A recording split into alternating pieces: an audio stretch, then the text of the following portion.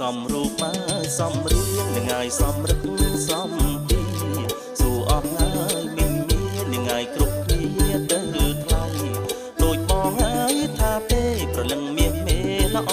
ក្រៃល្អយប់មកល្អថ្ងៃថ្លៃឲ្យល្អល្ងាចល្អព្រឹក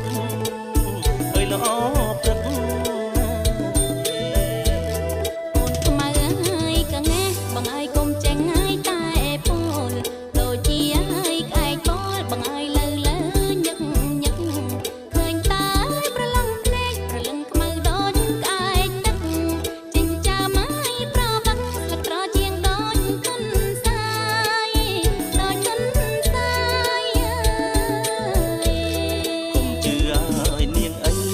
ស្រីពិនកើតកែ